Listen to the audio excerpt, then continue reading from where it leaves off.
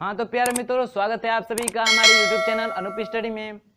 तो दोस्तों, इस वीडियो में हम लोग शुरू करने वाले हैं 10 लेसन का न्यूमेरिकल, जिसका नाम क्या है तो पदार्थों का अणुगति सिद्धांत। उसका हम लोग न्यूमेरिकल सॉल्व करेंगे। तो चलिए देखते हैं इसका पहला न्यूमेरिकल। ठीक है, ज़्यादा बकवास नहीं करेंगे, हम लोग सीधे सॉल्यूशन करेंगे। तो देखिए पहला न्यूमेरिकल क्या कह रहा है, सुनिएगा क्वेश्चन क्या कह रहा है कि जल जमता है तो उसके अणुओं के बीच की दूरी क्या होती है, घटती है, बढ़ती है, अपरिवर्तित रहती है या कुछ कहा नहीं जा सकता। ये ऑप्शन दिया है। तो जब भी द्रव होता है, कोई भी द्रव हो, जब वो जमता है क्या होता है, जब वो जमता है तो उसके अणुओं के बीच की दूरी बढ़ती है। अब कहेंगे भाई जमता है तो कैसे बढ़ती है। देखिए कोई भी द्रव है, जब वो जमता है तो उसका आयतन क्या हो जाता है, बढ़ जाता है। आयतन क्या हो जाता है, बढ़ जाता है। आयतन बढ़ेगा कब, जब अणुओं के बीच की दूरी बढ़ेगी तब। इसका मतलब जो पहला क्वेश्चन है उसका ऑप्शन नंबर बी आपका क्या है, करेक्ट है। अणुओं के बीच की दूरी क्या होती है, बढ़ती है। यानी अणुओं के बीच की दूरी क्या होता है, बढ़ता है या बढ़ती है। ठीक है, पहला क्वेश्चन हो गया। ये ऐसे एकदम सरल था कि जब भी कोई भी द्रव हो, जब उसको जमाएंगे, उसको ठोस बनाएंगे तो उसके अणुओं के बीच की दूरी क्या हो जाती है, बढ़ जाती है। इतना क्लियर है। चलिए नेक्स्ट सवाल देखिए, दूसरा नंबर कह रहा है किसी वस्तु का ताप बढ़ाने पर उसकी अणुओं की गतिज ऊर्जा क्या होती है, बढ़ जाती है, कम हो जाती है, गतिज ऊर्जा के अनुपात में बढ़ती है या अपरिवर्तित रहती है। तो हम लोगों ने पढ़ा है कि जो दूसरा नंबर क्वेश्चन चल रहा है ना, दूसरा नंबर, तो हम लोगों ने पढ़ा है कि जो गतिज ऊर्जा होती है, ठीक, अणुओं की गतिज ऊर्जा होती है वो किसके समानुपाती होती है, टी के ताप के समानुपाती होती है। यानी ताप बढ़ाएंगे तो गतिज ऊर्जा बढ़ेगी। और गतिज ऊर्जा क्या बढ़ेगी, तो गतिज ऊर्जा कैसे बढ़ेगी, ताप देंगे तो जो भी पदार्थ है उसके अणुओं की गति क्या होती है, बढ़ेगी, तभी तो गतिज ऊर्जा बढ़ेगी। इसका मतलब ताप बढ़ाते हैं तो गतिज ऊर्जा बढ़ती है। गतिज ऊर्जा बढ़ती है, क्यों बढ़ती है कि ताप देते हैं तो जो कण होते हैं, जो पदार्थ जिससे बना होता है, वो उनकी गति क्या होती है, गति में वृद्धि होने लगती है और वो मोशन करने लगते हैं। इसलिए क्या होता है, गतिज ऊर्जा में वृद्धि होती है, गतिज ऊर्जा में वृद्धि होती है। तो इसका ऑप्शन नंबर कौन सा सही हो जाएगा, ऑप्शन नंबर ए, यानी जो दूसरा है इसका ऑप्शन नंबर ए क्या है आपका, करेक्ट है। क्या हो जाएगी, बढ़ जाती है। गतिज ऊर्जा क्या होती है, बढ़ जाती है। ठोस को द्रव को जमाएंगे या ठोस बनाएंगे तब भी उसके अणुओं की दूरी क्या होती है, बीच की दूरी बढ़ जाती है। और गतिज ऊर्जा बढ़ती है कब, जब ताप को बढ़ाएंगे तो गतिज ऊर्जा बढ़ेगी। समानुपाती का मतलब क्या, ताप बढ़ाएंगे तो गतिज ऊर्जा बढ़ेगी, ताप घटाएंगे तो गतिज ऊर्जा घटेगी। यहाँ पे बढ़ाने की बात कर रहा है तो गतिज ऊर्जा क्या होगी, बढ़ेगी। इतना श्योर है। चलिए तीसरा नंबर क्वेश्चन सुनिए, देखिएगा तीसरा नंबर क्वेश्चन कह रहा है कि किसी गैस की प्रति लीटर गतिज ऊर्जा 300 जूल है तो गैस का दाब होगा 3 × 10⁵ न्यूटन प्रति मीटर, 6 × 10⁵ न्यूटन प्रति मीटर, 10⁵ न्यूटन प्रति मीटर या 2 × 10⁵ न्यूटन मीटर। ये आपका ऑप्शन दिया है। तो गतिज ऊर्जा पूछा है ना, अरे सॉरी दाब पूछा है, गतिज ऊर्जा दिया है। तो हम लोगों ने गतिज ऊर्जा और दाब में संबंध निकाला है क्या, P बराबर 2/3 E, ये निकाला है ना, जहाँ E क्या है, गतिज ऊर्जा है। तो E का मान दिया है कितना, 300 जूल, 300 जूल इतना दिया है। अब इसका मान रखिए इसमें, तो P बराबर कितना आ जाएगा, 2/3 गुणे E का मान कितना है, 300। यहाँ से कटाएंगे तो कितना हो जाएगा, P बराबर क्या निकल के आ जाएगा, 2 गुणे यहाँ पे 100 हो जाएगा, या P बराबर 2 गुणे 10⁻², इतना आएगा। इतना सोल्व करेंगे तो इतना आएगा। देखिए आंसर इतना दिया है, नहीं दिया है, न्यूटन प्रति मीटर में दिया है। इसका मतलब जो हम लोग को दिया है ऊर्जा दिया है ना, 300 जूल प्रति लीटर दिया है, 300 जूल है प्रति लीटर में, प्रति लीटर की बात कर रहा है ना, प्रति लीटर में जो ऊर्जा है वो 300 जूल है। तो मीटर में बात करें तो कितना हो जाएगा भाई, 10⁻³ इसमें लगेगा ना, लीटर को चेंज करेंगे किसमें, मीटर में। ठीक है, इसमें मीटर में दिया है ना, न्यूटन प्रति मीटर दिया है, तो लीटर को मीटर में चेंज करेंगे। यानी जो ये मात्रक दिया था, सॉरी जो ऊर्जा दी थी 300 जूल प्रति लीटर दिया था, इसको चेंज करेंगे मीटर किसमें, प्रति मीटर में। तो यहाँ से आपको क्या करना पड़ेगा, 10 की पावर 3 यानी 1000 से गुणा करना पड़ेगा। तो वही हो जाएगा कितना, 2 गुणे 10 की पावर 3 2 5। आप यहाँ पे भी चेंज करेंगे 300 गुणे 10 की पावर 3 जूल प्रति लीटर, लीटर है तो मीटर हो जाएगा, जूल प्रति मीटर हो जाएगा, क्योंकि ऑप्शन हम लोग का न्यूटन प्रति मीटर में दिया है, तो इसलिए इसको लीटर है तो इसको मीटर में चेंज करेंगे। तो लीटर क्या होता है, 10 की पावर -3 होता है, ये बट्टा में ऊपर ले जाएंगे तो क्या होगा, वही 10 की पावर +3 होता है। तो यहाँ से गुणा कर देंगे लास्ट में या यहाँ पे रखेंगे, बात वही है। ठीक है, तो ये आ गया क्या, इतना न्यूटन प्रति मीटर, P बराबर होता है ना F/A, न्यूटन प्रति मीटर स्क्वायर। दाब इतना आ गया। ऑप्शन अब मिलाते हैं, देखिए ऑप्शन अब देखिए कौन सा मैच कर रहा है।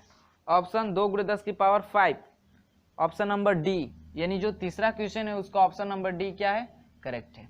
समझ में आया सोल्यूशन, आसान है ये भी, ठीक ना। बस आपको फॉर्मूला याद रहना चाहिए, P बराबर 2/3 E होता है। दाब और गतिज ऊर्जा में संबंध, इसका मान दिया था, रख के सीधे P का मान पूछ रहा था, उसको निकालना था। तो आ गया कितना, 2 गुणे 10 की पावर 5 न्यूटन प्रति मीटर स्क्वायर, जो कि आपका ऑप्शन नंबर डी मैच कर गया। चलिए देखते हैं चौथा नंबर क्वेश्चन। ठीक है, चौथा नंबर क्वेश्चन सुनिएगा, इसको मिटाते हैं। तो सुनिएगा चौथा नंबर क्वेश्चन।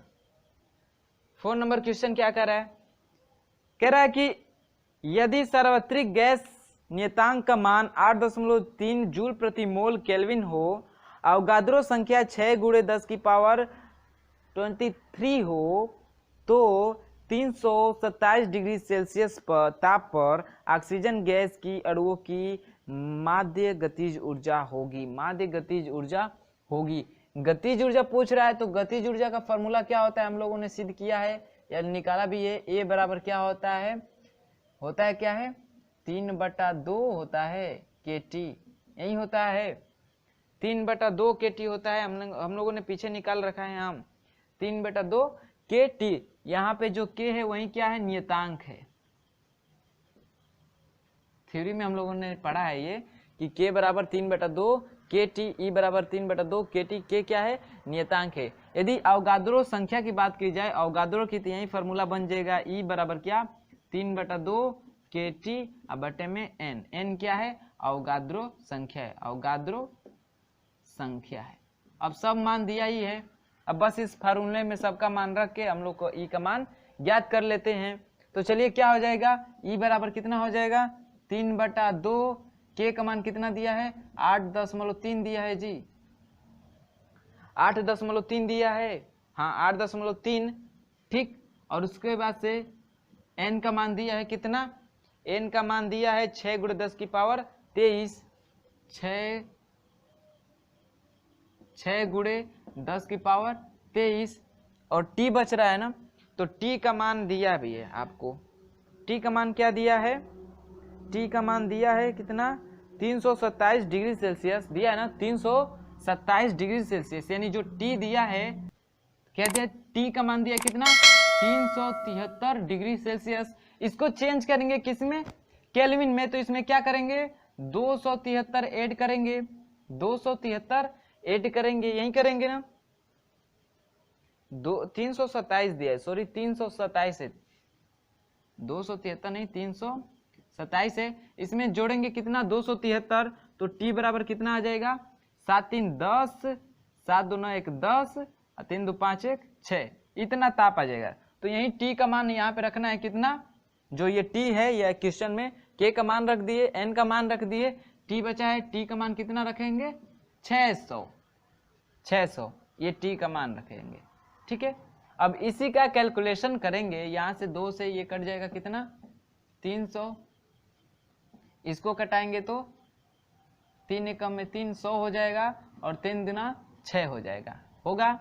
अब फिर इसको अब कैलकुलेशन क्या करना है, देखिए E बराबर करना है आपको 3 गुणे 8.3 अब बटा 3, देखिए ये 10 की पावर 23 है, ये इसको लिख सकते हैं, इस 100 को लिख सकते हैं 10 की पावर 2, तो 10 की पावर 2 है, तो इसमें से काट देगा 2 को तो बचेगा 21, और 21 को ले जाएंगे ऊपर तो हो जाएगा 10 की पावर माइनस 21, इतना होगा। और इसको कैलकुलेट करेंगे तो आपका आ जाएगा कितना, 3 गुणे 8.3 भागे 3, और कितना आ जाएगा आपका, इसको पूरा कैलकुलेट करेंगे, ठीक ना, इसको पूरा कैलकुलेट करेंगे तो आपका आ जाएगा इतना, कितना आया है आपका 1245 गुणे 10 की पावर 23, 1245 गुणे 10 की पावर माइनस 23, ठीक है। और ई का मात्रक ऊर्जा है तो ऊर्जा का मात्रक जूल, तो आपका आएगा कितना, ई बराबर कितना आएगा 1245 गुणे 10 की पावर माइनस 23 जूल।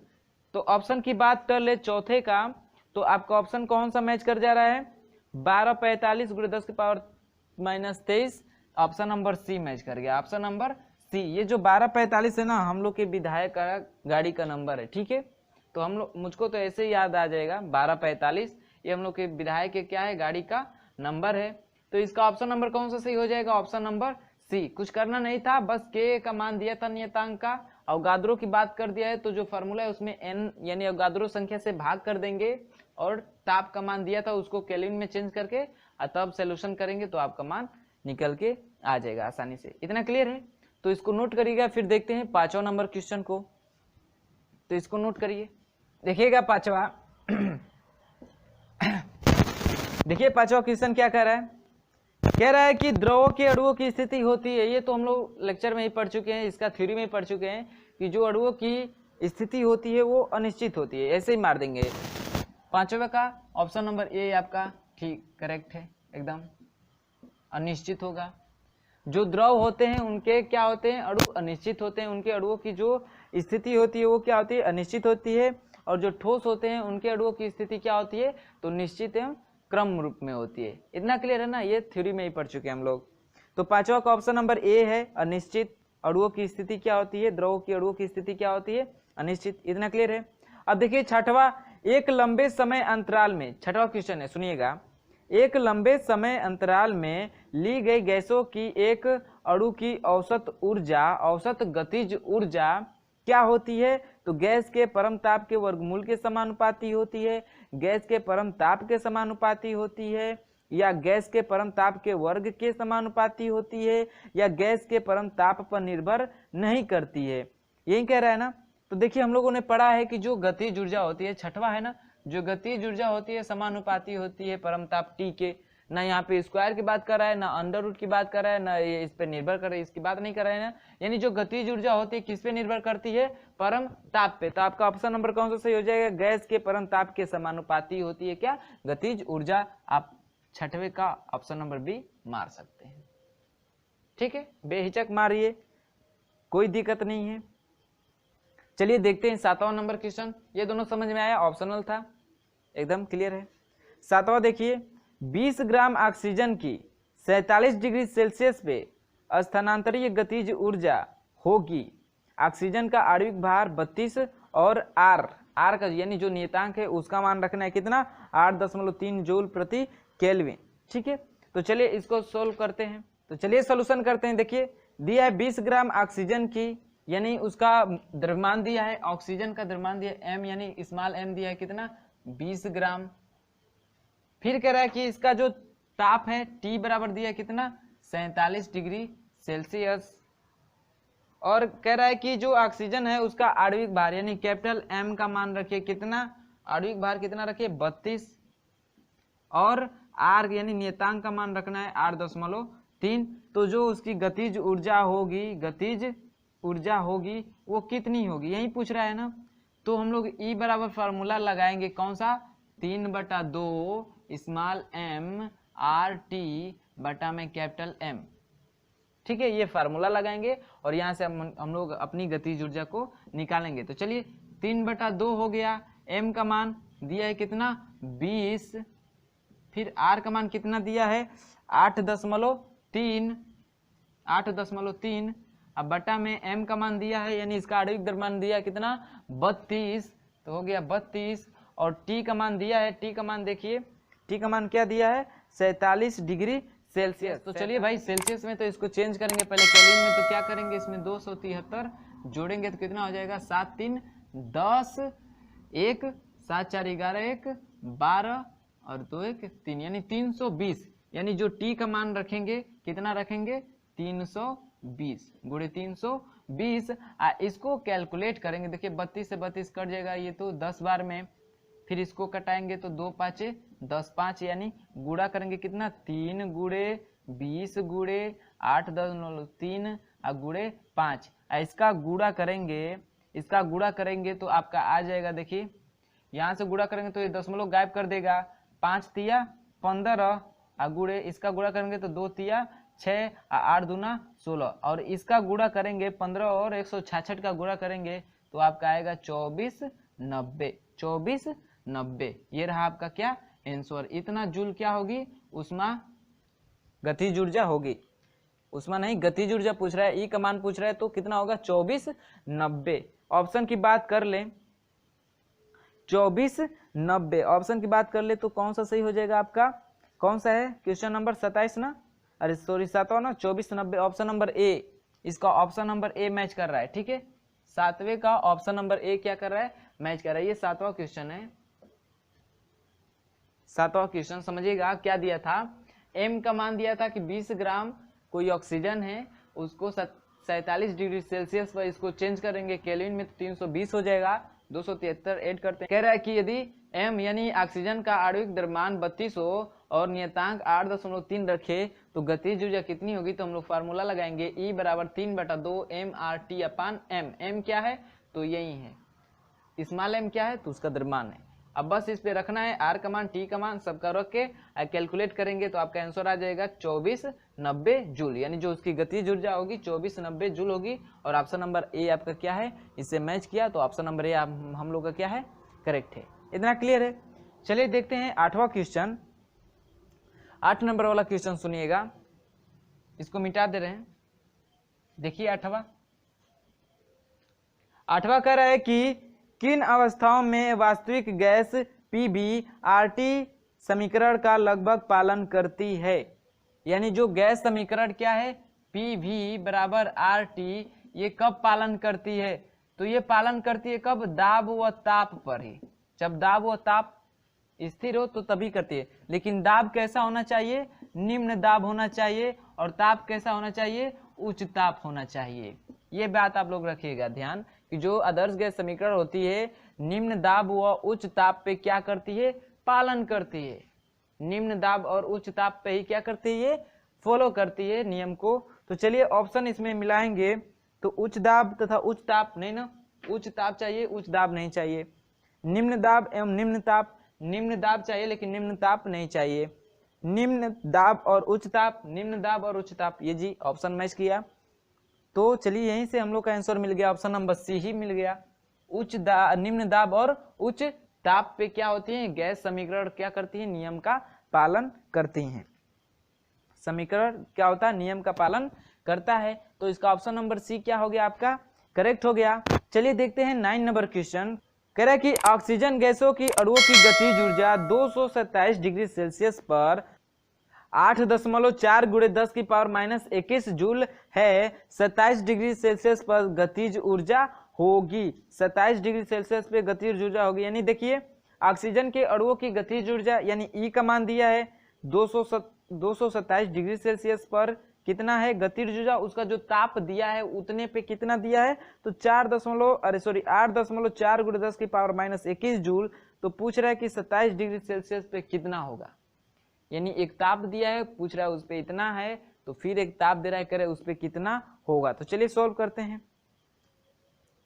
तो देखिए हम लोगों ने पढ़ा है 9 नंबर क्वेश्चन है ना, तो हम लोगों ने पढ़ा कि जो ई होती है प्रोपोर्शनल होती है टी के, डायरेक्ट प्रोपोर्शनल है तो मैंने बताया है कि जब समानुपात होता है तो दो अगर लेंगे, यानी ऐसे ही चीजों दो गैसों को लेंगे ए व बी, तो जो उनका अनुपात होगा E1 व E2 का अनुपात होगा वो T1/T2 के होगा, T1/T2 के होगा। इतना तो मैंने बताया है, कई बार बताया है, जब भी समानुपाती होता है तो 1:1 होता है, व्युत्क्रमानुपाती होता है 1:1 हो जाता है, ये मैंने बताया है।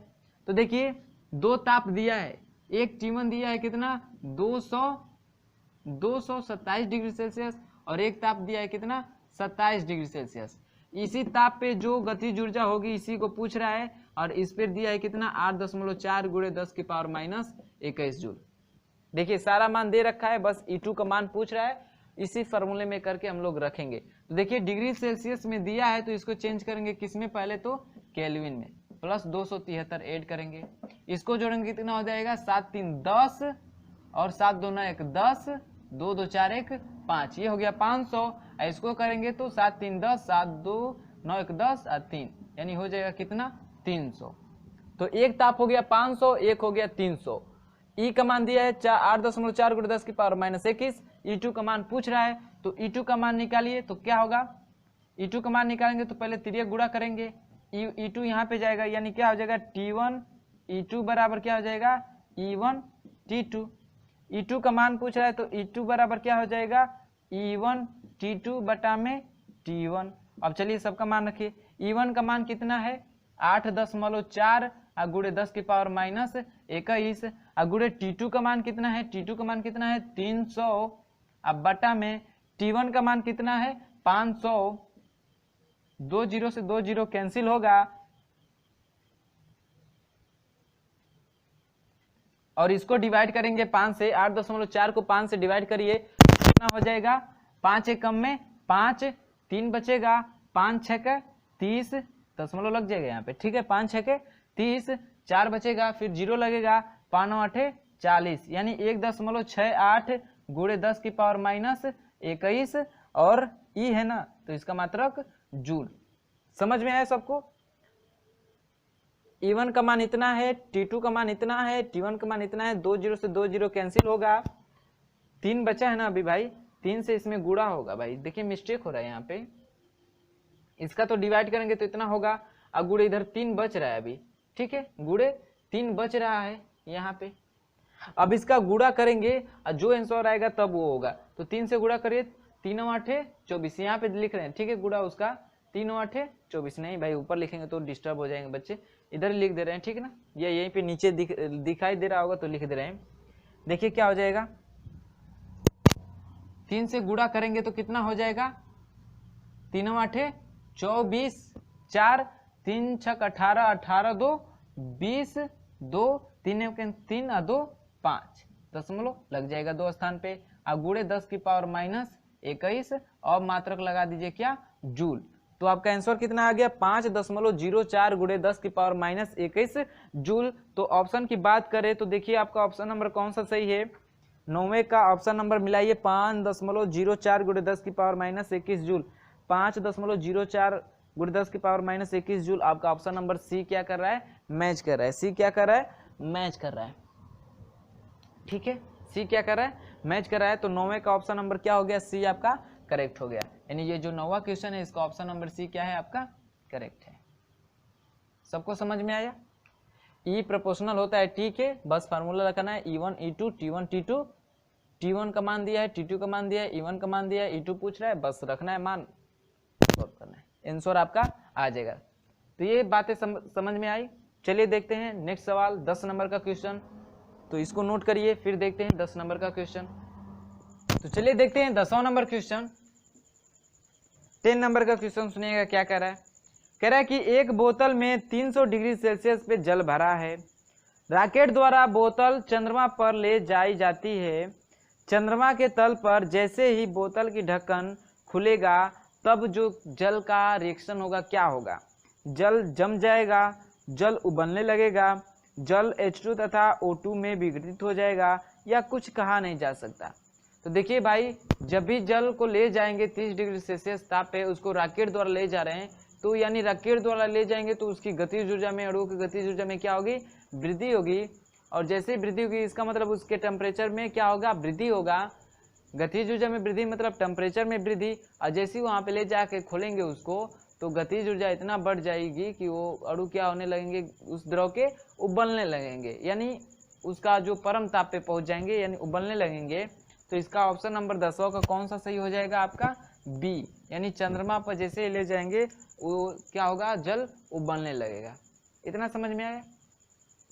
11 नंबर का सवाल सुनिए, कह रहा है कि 27 डिग्री सेल्सियस की अपेक्षा किस ताप पर गैस की गतिज ऊर्जा आधी हो जाती है 27 डिग्री सेल्सियस पे, यानी T1 का मान दिया है 11 नंबर सवाल में, T1 का मान दिया है कितना 27 डिग्री सेल्सियस। इसको चेंज करेंगे केल्विन में 273 ऐड करके कितना हो जाएगा 300। कह रहा है कि किस ताप पर उसकी गतिज ऊर्जा आधी हो जाएगी, यानी T2 का मान पूछ रहा है। तो क्या होता है E1 अपान E2 बराबर होता है क्या T1 अपान T2। यहाँ पे इसको कांस्टेंट मान लिया है तो T2 पूछ रहा है तो T2 बराबर कितना हो जाएगा, इसका त्रिज्या गुणेंगे तो T2 बराबर T1 होगा ना। तो T2 पूछ रहा है कितनी किस ताप पे वो पर अपनी गतिज ऊर्जा की आधी, अरे उसकी गतिज ऊर्जा आधी हो जाएगी। तो बस यहाँ पे T2 पूछ रहा है तो T2 का मान निकालना है। तो T2 करिए, अब बता T1 का मान कितना है 300, इसी का आधा कर दीजिए तो कितना आ जाएगा 150। कितना आ जाएगा 150 केल्विन, यानी जो ताप होगा 150 केल्विन पे उसकी गतिज ऊर्जा क्या हो जाएगी आधी हो जाएगी। क्या हो जाएगी आधी हो जाएगी। ये बात समझ में आई, क्या हो जाएगी आधी हो जाएगी। तो ऑप्शन की बात कर ले तो ऑप्शन नंबर आपका सी क्या है करेक्ट है। सी मैच कर रहा है कितना 150 केल्विन, 150 केल्विन। इतनी बातें समझ में आई सबको, चलिए अच्छी बात है। बढ़ते हैं 12 नंबर के सवाल की तरफ, सुनिएगा। कह रहा है कि अणुगति सिद्धांत के अनुसार अणुओं के बीच जो संघट्य होता है वो कैसा होता है। तो थ्योरी जो देखे होंगे, थ्योरी को जो लोग पढ़े होंगे, बुक से भी पढ़े हो या वीडियो देख के पढ़े होंगे, तो उसमें बताया गया होगा कि जो अणुगति सिद्धांत होता है इसमें जो पदार्थ होते हैं वो जिस कण से बने होते हैं, वो जो कण टकराते हैं उनकी जो टकराने की प्रवृत्ति होती है वो पूर्णतः प्रत्यास्थ होती है। प्रत्यास्थ होने का मतलब टकराती है तो पुनः फिर वो वापस अपने स्थान की तरफ लौट जाती हैं। यानी जो 13 नंबर क्वेश्चन है 13, उसका ऑप्शन नंबर कौन सा सही हो जाएगा पूर्णतः प्रत्यास्थ होती है, यानी ऑप्शन नंबर कौन सा सही हो जाएगा ए। 13 नंबर नहीं 12 नंबर है ना, 11 पे से 12 होता है ना। तो जो क्या बोलते हैं पदार्थों का अणुगति सिद्धांत है उसमें जब कण टकराते हैं, जो छोटे छोटे कणों से मिलकर जो पदार्थ भी बना हो, कोई भी पदार्थ उसके कण टकराते हैं तो उनकी टकराने की प्रवृत्ति क्या होती है पूर्णतः क्या होती है प्रत्यास्थ होती है। पूर्णतः प्रत्यास्थ होती है, पूर्णतः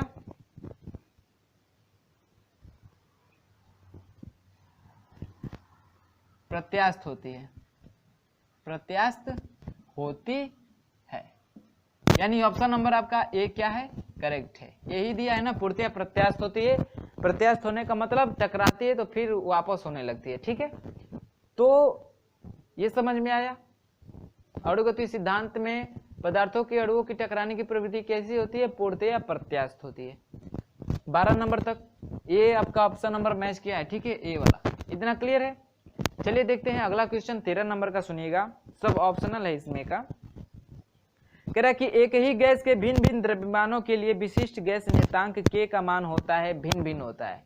ये भी आप थ्योरी में पढ़ेंगे आपको मिल जाएगा कि भिन्न भिन्न, यदि एक ही गैस के भिन्न भिन्न द्रव्यमान की विशिष्ट, एक ही गैस के भिन्न भिन्न द्रव्यमानों के लिए जो विशिष्ट गैस का नियतांक होता है कि वो भी भिन्न भिन्न होता है, या अलग अलग गैसों के भिन्न भिन्न द्रव्यमान हो, या नहीं ऐसे नहीं था, ये तो ऐसे दो टॉपिक था उसमें।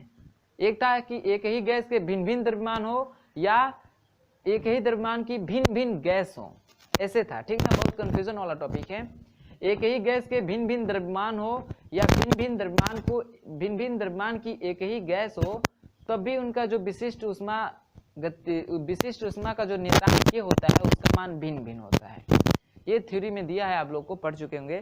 तो इसका ऑप्शन नंबर कौन सा सही हो जाएगा भिन्न भिन्न होता है, यानी ए। यानी जो 13 नंबर सवाल है उसका भी ऑप्शन नंबर कौन सा सही हो जाएगा आपका ए हो जाएगा। क्या होती है तो भिन्न भिन्न होती हैं। क्या होती हैं भिन्न भिन्न होती हैं। कब कोई भी गैस हो उसके भिन्न भिन्न द्रव्यमान हो और पूछे उसकी विशिष्ट नियतांक क्या होंगे, उसका मान कैसा होगा, तो उसका भी मान क्या होगा भिन्न भिन्न होगा। या भिन्न भिन्न द्रव्यमान की कोई गैस हो तो उनका भी जो विशिष्ट गैस का नियतांक होता है वो भी क्या होता है भिन्न भिन्न होता है। ये बातें आपको समझ में आई। तो 13 नंबर का ऑप्शन नंबर ए क्या है, इसका भी करेक्ट है। ऑप्शन नंबर ए ही क्या है करेक्ट है। इतना समझ में आया। चलिए देखते हैं 14 नंबर का क्वेश्चन, सुनिएगा। 14 नंबर का क्वेश्चन कह रहा है कि गैस की गतिज ऊर्जा के संबंध में कौन सा कथन असत्य है। ऐसा क्वेश्चन ध्यान से पढ़ा कर देखिए, पहले क्वेश्चन को ध्यान से पढ़े। ऐसा पढ़ेंगे ना आप लोग जल्दी में सत्य पढ़ लेंगे और ऑप्शन गलत ही मार देंगे। तो क्वेश्चन को ऐसे क्वेश्चन आए तो उसको थोड़ा ध्यान से पढ़िएगा, नहीं छूट जाता है, असत्य छूट जाता है, सत्य हाँ पढ़ लेते हैं या नहीं को नहीं छोड़ देते हैं, ठीक ना। तो गैस की गतिज ऊर्जा के संबंध में कौन सा कथन असत्य है, असत्य कथन को चुनना है। तो देखिए आपको ऑप्शन दिख रहा होगा, ठीक है, 14 नंबर क्वेश्चन है, आपको ऑप्शन दिख रहा होगा, क्या है, पहला कि गैस के अणु सततः यादृच्छिक गति करते हैं, भाई सत्य बात है। गैस के अणु लगातार अप्रत्याशित रूप से टकराते हैं, ये तो यहीं पकड़ा गया। अभी हम लोगों ने 13 नंबर में, अरे सॉरी 12 नंबर में पढ़ लिया कि उनको जो 12 नंबर में ही पढ़ लिए कि जो क्या होती है, टकराने की प्रवृत्ति होती है, पूर्णतः प्रत्याशित होती है, लेकिन इसमें दे दिया है क्या, गैसों के अणु लगातार अप्रत्याशित रूप से टकराते हैं, यही पकड़ी गई गलती। तो यही आपका क्या होगा, असत्य होगा, यानी जो 14 का ऑप्शन नंबर बी है वही क्या है, असत्य है। भाई अणुगति सिद्धांत पढ़ रहे हैं तो इसमें जो अणुओं की टकराने की प्रवृत्ति होती है पूर्णतः प्रत्याशित होती है, और दूसरा ऑप्शन ही आपको दिख गया अप्रत्याशित रूप से टकराते हैं, बात गलत है, यही मिल गया आपका आंसर, और बाकी ऑप्शन पढ़ने की जरूरत ही नहीं है। इतनी समझ में आ गई। तो चलिए देख इस वीडियो का लास्ट क्वेश्चन 15 नंबर क्वेश्चन को देखते हैं। तो पहले इसको मिटा लेते हैं, फिर देखते हैं उसको बहुत ही मजेदार तरीके से, और वीडियो को क्या करते हैं, खत्म करते हैं, और अगले वीडियो में इसके अगले लेसन करें, अगले वीडियो में अगले क्वेश्चनों के साथ क्या होते हैं, मिलते हैं, ठीक है। तो चलिए देखते हैं इसका लास्ट क्वेश्चन 15 नंबर की क्या कह रहा है, भाई इससे भी भेंट कर लेते हैं अच्छे से, वीडियो की बात करते हैं 15 नंबर के क्वेश्चन से भी। तो देखिए 15 नंबर क्वेश्चन क्या कह रहा है, कह रहा है कि 0 डिग्री सेल्सियस ताप पर बैरोमीटर द्वारा मापा गया दाब 760 mm है, मिमी यानी मिलीमीटर है, मिमी है। तो 100 डिग्री सेल्सियस ताप पर दाब क्या होगा, 100 डिग्री सेल्सियस पे दाब क्या होगा। तो ताप और दाब की बात कर रहा है, यानी जो दाब होता है समानुपाती होता है ताप के।